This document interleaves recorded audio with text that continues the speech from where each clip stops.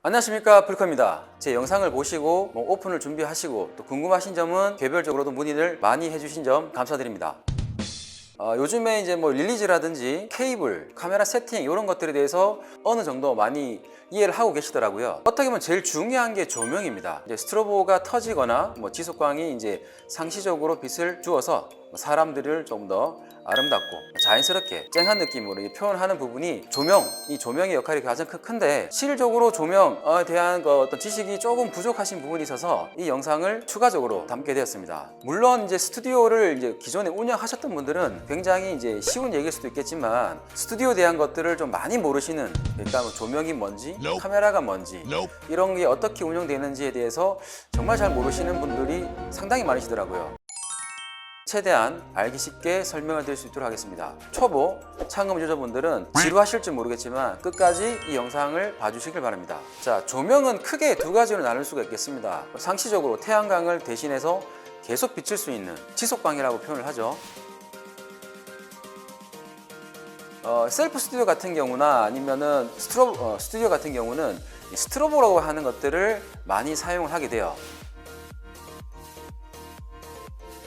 빛이 순간적으로 나가요. 빛이 터지고 나면 사라졌기 때문에 그 카메라의 셔터 속도만큼의 빛이 당기는 그런 특성을 가지고 있다, 이렇게 이해하셔야 됩니다. 자, 그러면은 스트로보, 그러니까 순간 광원이 되는 조명을 살지, 자연 광을 대신하는 빛을 이용해서 찍는 조명을 살지, 이런 부분을 고민하셔야 되는데, 기본적으로 셀프는 스트로보를 많이 추천을 드려요. 셀프 스튜디오는 사람들이 왔을 때 없는 장비를 쓰는 게 더 어필하기 좋겠죠. 탁 터뜨렸을 때 번쩍하는 그것도 하나의 즐거움이라고 생각을 하는 거거든요. 편하게 하는 자연광도 있지만 손님들이 왔을 때의 어떤 찍는 맛은 역시 순간광원이 좋다. 자, 그래서 순간광원, 스트로보를 많이 추천드리게 되는 겁니다. 자, 그러면은 가격적인 부분이 되겠는데요.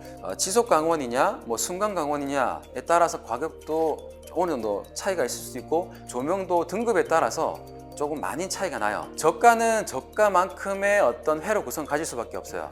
콘덴서, 캐패시터와 이제 방종간을 이제 기본 추측을 하고, 콘덴서의 어떤 배합 방식이라든지 편차라는 부분도 어떻게 보면은 굉장히 중요해요.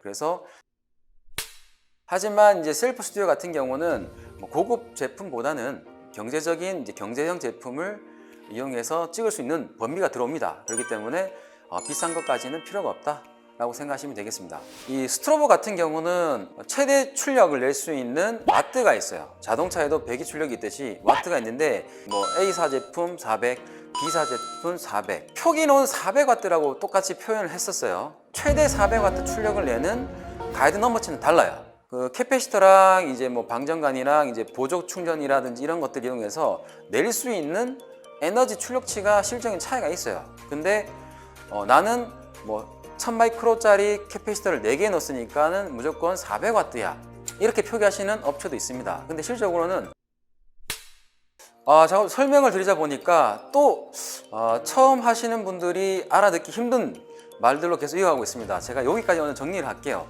지금 이까지는 아실 필요 없어요. 실질적으로 그냥 어느 정도 지정된 제품을 쓰시면 된다, 이렇게 설명드리겠습니다. 죄송합니다. 또 어려워지고 있네요. 자, 그러면 이제 조명을 이제 구매를 하는 데 있어서 제일 좋은 방법은 뭐죠? 지인 찬스입니다. 그죠? 아시는 분들이 어떤 거가 좋더라, 아니면 내가 쓰고 있으니까 좋더라, 이게 거의 통용화되고 있어요. 저도 지인이죠. 그죠? 지인 찬스가 어떻게 보면은 제일 빠른 방법이기도 하고, 제일 실패하는 요소를 줄일 수 있는 방법이기도 합니다. 이런 부분들은 타 브랜드도 많지만, 저희 회사 거도 좋아요.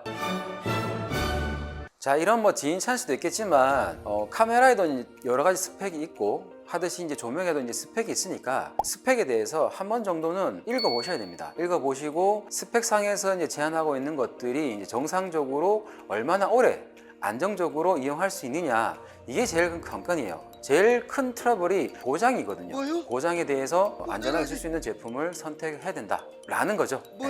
조명에는 이제 광량의 차이가 있다고 얘기 드렸습니다. 풀 광량의 차이에 따라서 금액대가 더 올라가게 되는데, 셀프 스튜디오에서는 굉장히 고퀄리티의 어떤 결과물을 내기 위해서 ISO 100, 그리고 조리개 22, 아니면 타임도 굉장히 좋아서 쓴다, 이런 개념이 필요 없기 때문에 400에서 600선이면은 충분하다, 라고 얘기 드리는 겁니다. 높을수록 좋아요. 하지만 그것도 금액이 올라가니까 낮춰야 된다는 걸 얘기 드리는 겁니다.